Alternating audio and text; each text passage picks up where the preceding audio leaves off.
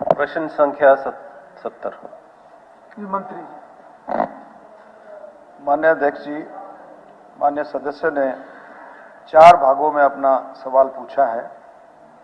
क भाग का जवाब है, महोदय, यमुना नदी के किनारे बसे पानीपत जिले के 23 गांवों की शामलात भूमि का कुल क्षेत्रफल लगभग 15,807 एकड़ है। ख का है, हाँ महोदय, समालका तहसील के गांव हथवाला, बापोली तहसील के गांव नन्हेड़ा नामक 2 गांवों में चकबंदी का काम चल रहा है।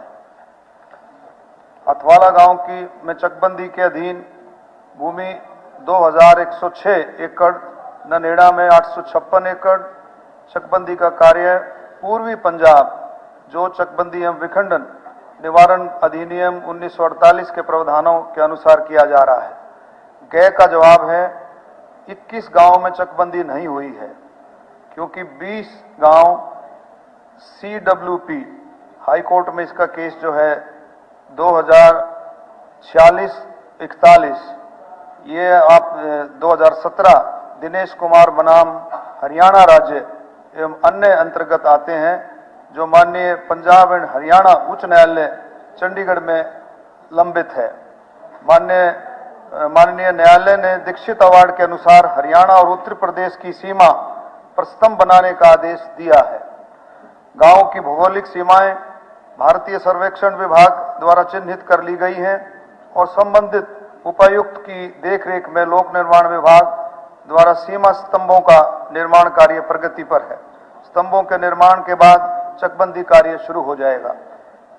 शेष एक गांव धनसोली तहसील बापोली जो दीक्षित अवार्ड के अंतर्गत नहीं आता, जिसमें पंजाब भू राजस्व अधिनियम 1887 की धारा 32 की कार्रवाई लंबित है, इसलिए चकबंदी कार्य शुरू नहीं की गई है।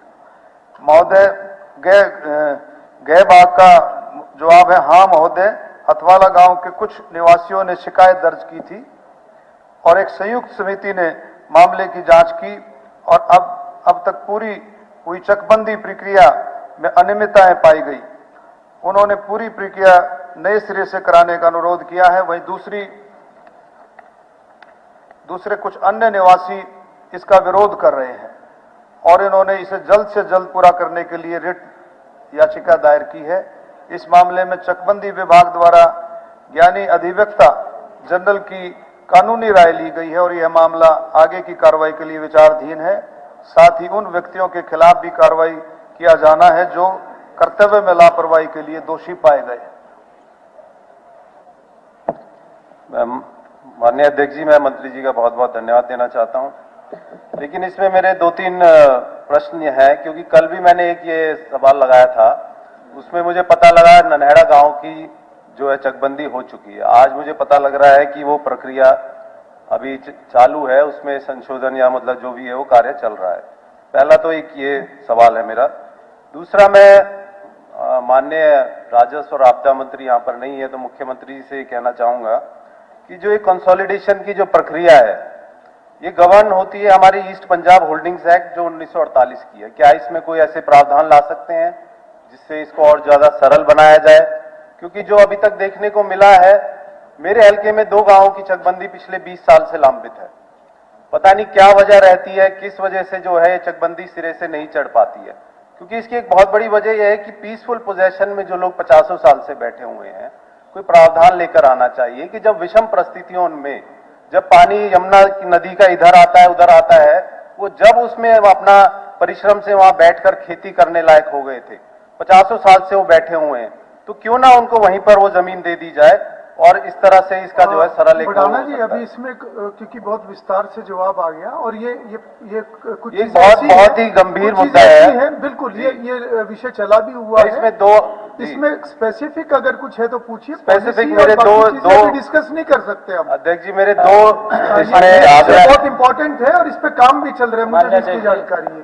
जैसा माननीय सदस्य ने कहा है चकबंदी को लेकर के, क्योंकि ये सारा जो हमारा बाउंड्री एरिया है यमुना का, यमुना नगर से शुरू होता है पलवल तक जाता है और इसमें भी दिखते हैं और हमारा इंटरनल हरियाणा के अंदर भी काफी गांव के अंदर ये दिखते हैं चकबंदी को लेकर के।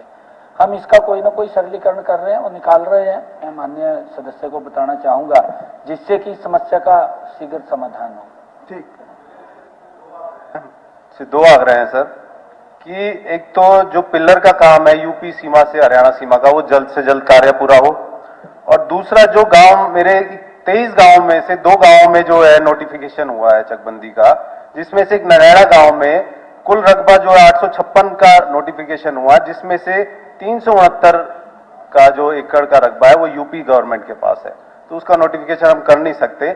इसको मुझे लगता है दोनों का हथवाला था, उसमें अनियमितता है और इसमें ये वाला नोटिफिकेशन ही गलत है, दोनों को रद्द करके दोबारा से नोटिफिकेशन किया जाए। बहुत बहुत धन्यवाद।